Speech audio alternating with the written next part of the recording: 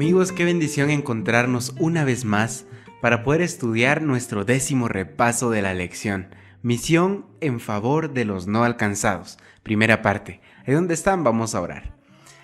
Padre nuestro que estás en el cielo, santo y glorificado sea tu nombre. Gracias Señor porque otra vez estamos acá para continuar con un repaso más de esta lección maravillosa que tú nos has dejado para poder aprender de tu misión tan importante, Señor.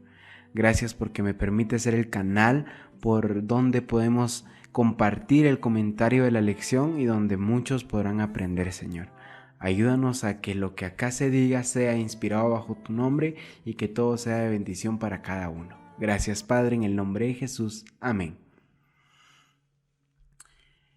Cuando hablamos de predicar el Evangelio, sabemos que en diferentes circunstancias es complicado y que hemos estudiado nosotros diferentes temas en donde hemos aprendido a predicarle a aquellos que están cerca de nuestro círculo familiar, círculo social, y también alcanzar a aquellas personas que se encuentran más lejos de ese círculo. Pero, sin embargo, sabemos que estas personas de una u otra manera tienen el cierto conocimiento de lo que es Dios y de lo que significa para su vida. Y que al momento de nosotros predicarle, podemos generar que ellos encuentren esa transformación bajo el nombre de Dios. Pero hay una parte de personas en el mundo que podríamos decir una gran parte, el 69% de la población, no es cristiana. Y cuando nosotros creemos que el Evangelio está predicado a todo el mundo, déjenme decirles que todavía nos falta bastante. Y es por eso que hay diferentes métodos para poder apoyar esta causa. Pero cuando hablamos de personas no alcanzadas, Pablo nos deja un claro ejemplo. Pero primero vamos a leer nuestro versículo de la lección, que es Hechos 17:24. Dice: el Dios que hizo el mundo y todo lo que hay en él, que es Señor del cielo y de la tierra, no habita en templos hechos por manos humanas. Cuando Pablo entraba a las sinagogas judías, predicaba el amor de Dios, y todas las personas podían entender el significado de lo que era Dios, porque de una u otra manera tenían el conocimiento del Mesías. Probablemente era un conocimiento muy bueno, un conocimiento a medias, o al menos habían escuchado lo que era Dios para la vida de ellos. Pero cuando Pablo decide predicar y alcanzar a aquellas personas que de una u otra manera ni siquiera tenían el conocimiento de lo que era Dios, vemos un claro ejemplo de valor, de valentía y de amor por la obra. ¿Cómo hemos reflejado esto? En Hechos 17 se nos narra una historia maravillosa, como lo hemos estudiado en las lecciones anteriores. Empezando este capítulo, que les recomiendo que lo puedan leer para poder entender a mejor conocimiento de esta lección. El capítulo 17 de Hechos inicia con: atravesaron Anfípolis y Apolonia y llegaron a Tesalónica, donde había una sinagoga de los judíos. Y de acuerdo con su costumbre, Pablo entró a reunirse con ellos y por 3 sábados discutió con ellos basándose en las Escrituras. Este discutió es de dialogar, no es una discusión de ponerse a debatir acerca de la palabra de Dios, sino que esta discusión habla del diálogo que se generaba a través de las enseñanzas que Pablo daba a aquellos que querían entenderlas.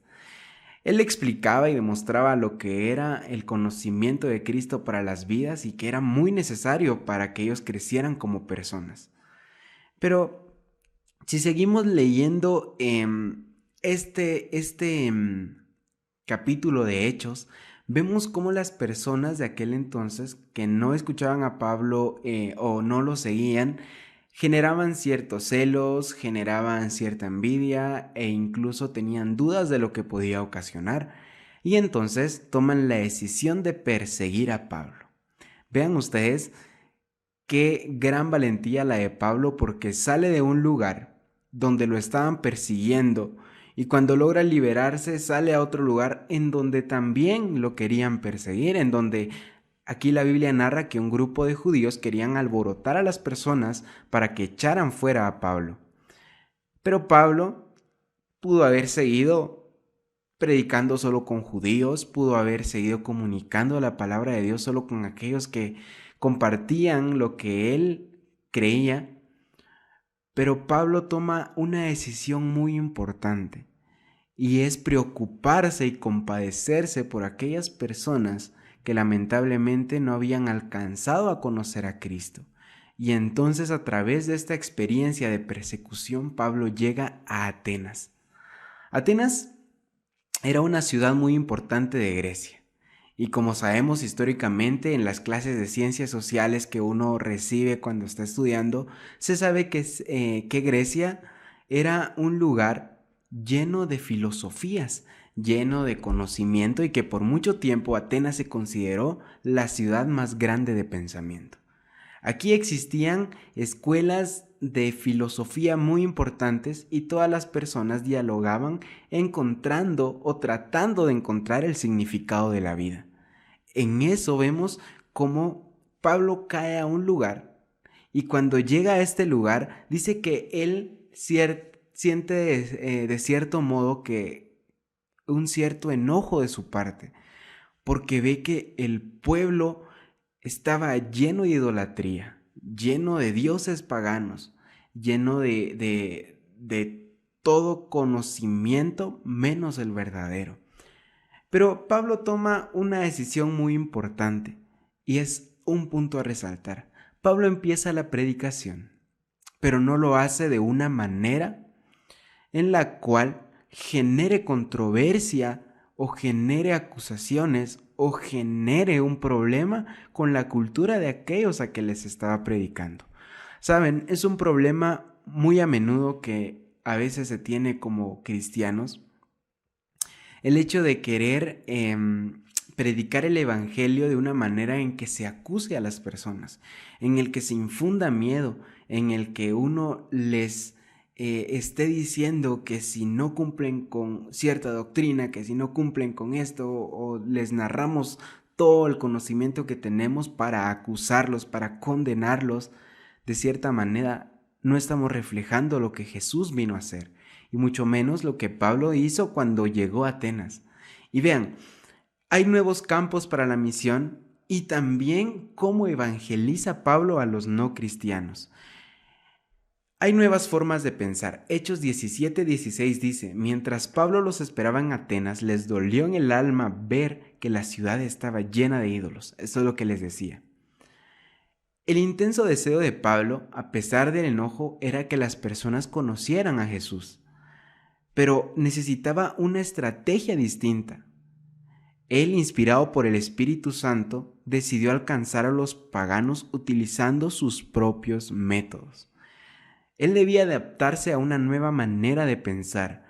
Si a los judíos les hablaba en sinagogas como un rabino, a los paganos tenía que hablarles como un filósofo, porque él entendía que a través de estas estrategias podía comunicar el mensaje de Dios. Saben, a veces también caemos en que queremos que siempre las cosas vayan en un orden específico para predicar.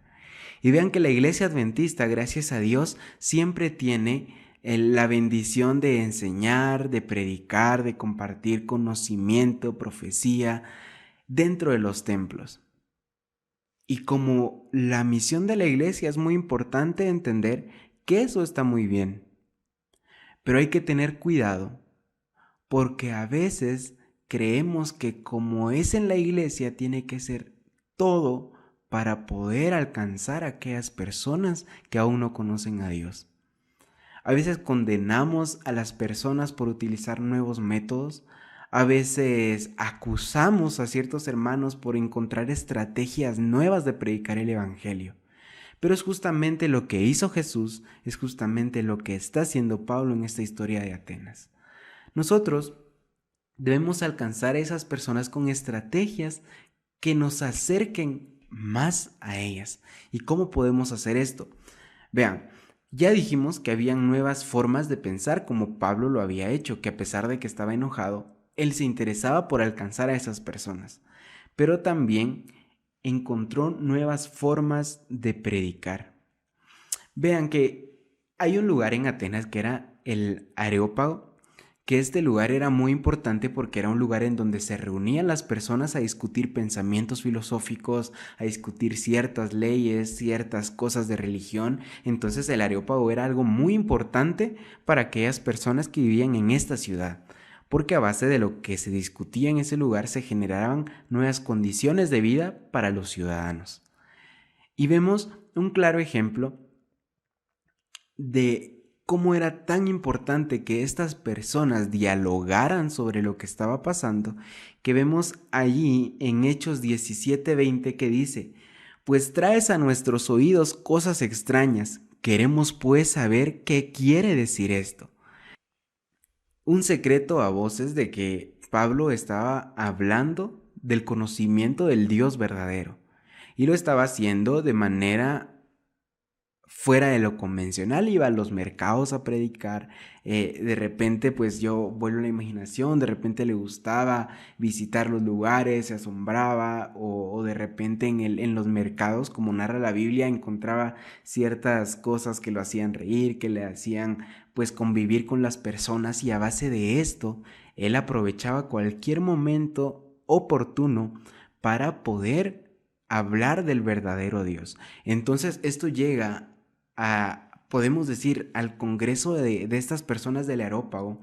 Entonces hacen llevar a Pablo y le dicen: bueno, hemos estado escuchando que hablas de un tema muy raro para nosotros, y por eso queremos saber qué es lo que dice esto. Y entonces vemos más adelante en la historia, en Hechos 17:21, dice: todos los atenienses y los forasteros que vivían ahí no pasaban el tiempo en otra cosa que en decir o en oír la última novedad. 22. Entonces Pablo se puso de pie en medio del Areópago y dijo: hombres de Atenas, observo que son de lo más religiosos en todas las cosas. Pues mientras pasaba y miraba sus monumentos sagrados, hallé también un altar en el cual estaba esta inscripción: al Dios no conocido. A aquel pues que ustedes honran sin conocerle, a este yo les anuncio. Qué estrategia tan inteligente la de Pablo. Él iba caminando y de repente en algún monumento que ellos tenían había una inscripción que decía: al Dios no conocido. O sea, ellos tenían a un Dios que no conocían, pero que adoraban sin conocerle. Entonces Pablo encuentra esta oportunidad para decirles que ese Dios que no conocen es un Dios muy diferente al resto. Y encuentra una nueva enseñanza, una nueva manera de compartir sus pensamientos de manera coherente para aquellas personas que lo estaban escuchando.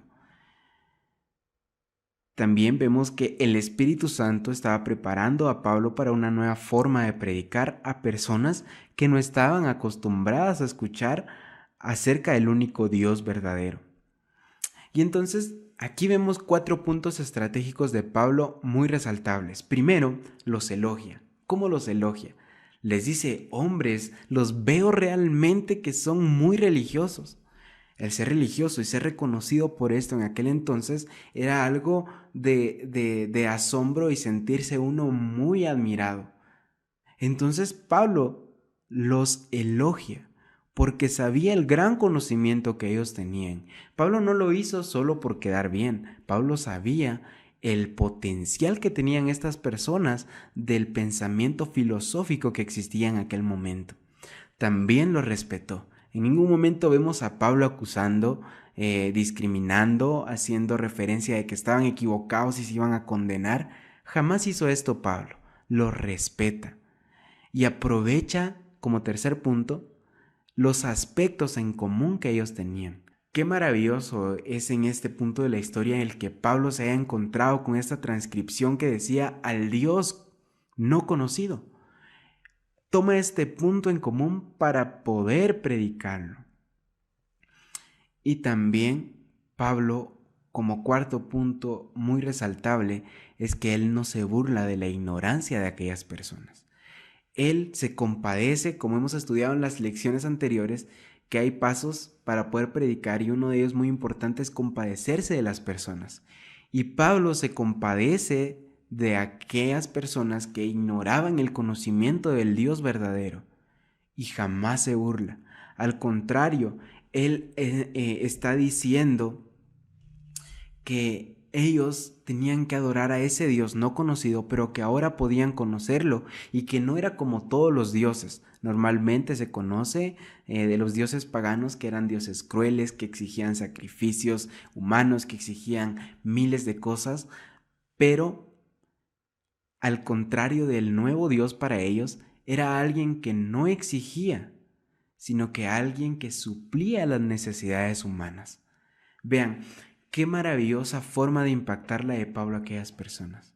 ¿Cómo nosotros estamos impactando a esas personas que probablemente no comparten esa misma cultura, ese mismo conocimiento bíblico o incluso esa misma razón de conocer a Dios?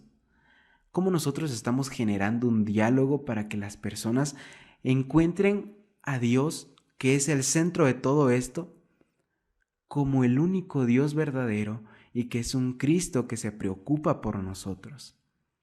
¿Qué estamos haciendo nosotros hoy en día?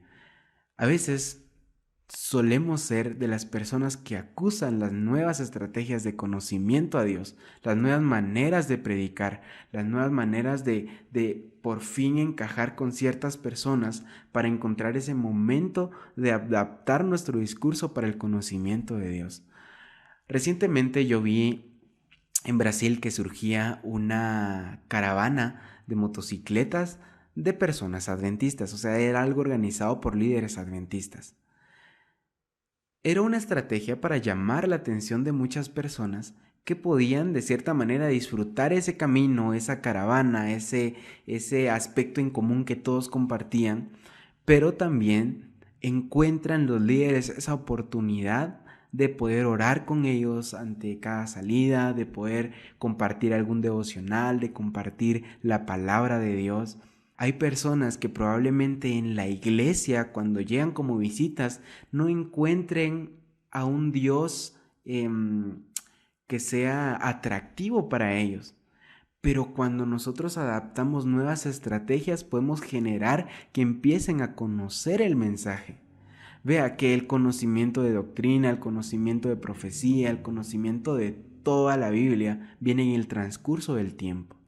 Y tenemos como equivocación creer que el bautismo es una graduación de una persona que ya sabe todo. Al contrario, el bautismo es uno de los primeros pasos para empezar a conocer y amar de verdad al Dios verdadero.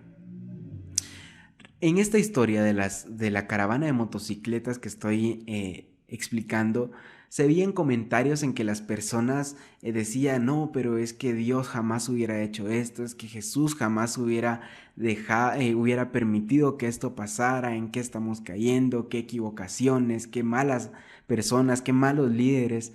Pero vean, a veces nosotros atacamos también a estas personas sin saber el trasfondo de esa estrategia que están utilizando. Pablo lo hizo, y gracias a Dios y al conocimiento que Dios le había brindado a él, hay personas que la Biblia nos narra que Pablo presenta a Cristo y ellos se burlan de él, se ríen, como que quedan dudosos todavía. Hay otro grupo de personas que quieren saber un poco más para convencerse, pero también hay personas del Areópago que deciden conocer y aceptar a Jesucristo. Tal es el caso de Dionisio, que vemos en el versículo 34, el último de Hechos 17, que dice: pero algunos hombres se juntaron con él y creyeron. Entre ellos estaba Dionisio, quien era miembro del Areópago, y una mujer llamada Dámaris, y otros con ellos.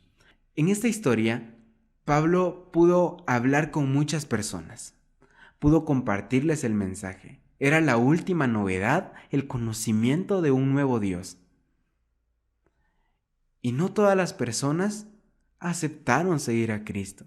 Algunas personas hasta se burlaban. Otras personas quedan dudosas. Pero 2 personas del Areópago se convencen y deciden aceptar a Cristo. Nuestro trabajo es encontrar la estrategia para alcanzar a las personas. Nuestro trabajo no es el hecho de obligarlas a ser bautizadas, a aceptar el mensaje. Nosotros solo debemos asegurarnos de predicar y presentar a Cristo, y que las personas que decidan aceptarlo sepan a quién están aceptando, y las personas que decidan rechazarlo sepan a quién están rechazando. Pero no está en nosotros obligar a las personas a que decidan seguir a Cristo, porque eso ya depende de cada oyente de la palabra de Dios. Hechos 17:31 dice: por cuanto ha establecido un día en el cual juzgará al mundo con justicia, porque aquel varón a quien designó, dando fe a todos con haberle levantado de los muertos. A base de esto empieza la discusión de lo que ya hemos hablado, pero Pablo llega al punto en el que realmente comunica el mensaje de Cristo, el mensaje de Dios. Y por eso les recomiendo que ustedes lean Hechos 17 completo para que puedan entender más a fondo la historia que estamos narrando. Entonces, nosotros como misioneros que somos, porque hemos aceptado el hacer discípulos, ir a buscar aquello que se ha perdido, a encontrarlo, suplir necesidades, pero también somos encargados de adquirir nuevas estrategias para alcanzar a esas personas. No acusemos lo que otros hacen, no condenemos a las personas para predicarles, no queramos imponer a un Dios castigador, un Dios que va a condenar a aquellos que no lo siguen. Al contrario, demostremos un Dios de amor, un Dios que ha transformado nuestra vida, un Dios que ha hecho un cambio en mi familia, en mi trabajo, en mi vida personal. Ese es el Dios que debemos testificar nosotros. Este conocimiento se adquiere con el tiempo. Este seguimiento a Jesús se adquiere con el tiempo. En nosotros no está obligar a las personas. Está el punto de transformar y suplir la necesidad de muchos, ya sea material y principalmente la necesidad que el mundo tiene de Cristo. Tenemos una gran misión por delante, tenemos un gran plan por cumplir, pero también tenemos la esperanza de que Cristo sea quien guíe nuestra vida y que guíe nuestro discurso, la elocuencia. Vemos que Pablo tenía una elocuencia magnífica, pero no solo en lo que decía, también en su forma de vivir. Y eso es lo que estamos invitados. Elena G. de White, en la página 56 del libro El Evangelismo, dice: deben introducirse nuevos métodos. El pueblo de Dios debe despertar a las necesidades del tiempo en que vivimos. Dios tiene hombres a quien llamará a su servicio, hombres que no llevarán a cabo la obra en la forma sin vida como se ha realizado en el pasado. En nuestras ciudades populosas el mensaje debe presentarse como una lámpara encendida. Dios buscará obreros para que realicen esta tarea y sus ángeles irán delante de ellos. Dios promete acompañarte cuando hablas del Evangelio eterno. Prediquemos ese mensaje y no perdamos la esperanza de que aquellas personas que en algún punto nos han escuchado puedan transformar su vida, y no gracias a nosotros. Nosotros somos canales de bendición. Dios es quien realmente ocasiona estos cambios a través del Espíritu Santo. Ha sido un gusto compartir con ustedes nuevamente esta lección, esperando que sea de cambio para nuestra vida, que sea de mucha alegría poder compartirlo también con aquellos que lo necesitan.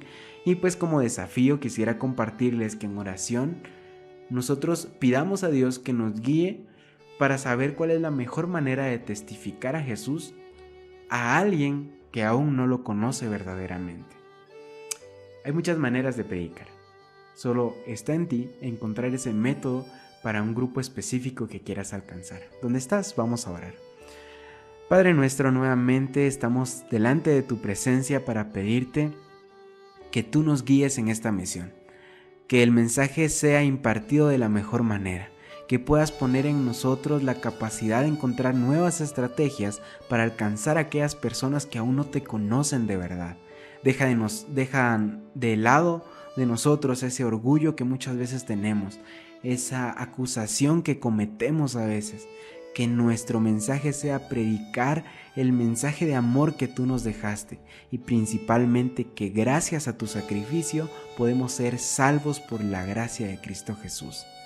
Gracias, Señor, por este entendimiento, por este mensaje y por esta lección. Que tu palabra sea la que nos guíe de aquí en adelante y por siempre, Señor. Te pido esto en el bendito nombre de Cristo Jesús. Amén. Dios los bendiga. Nos vemos la otra semana para estudiar la lección con el mismo título, pero la segunda parte. Un abrazo.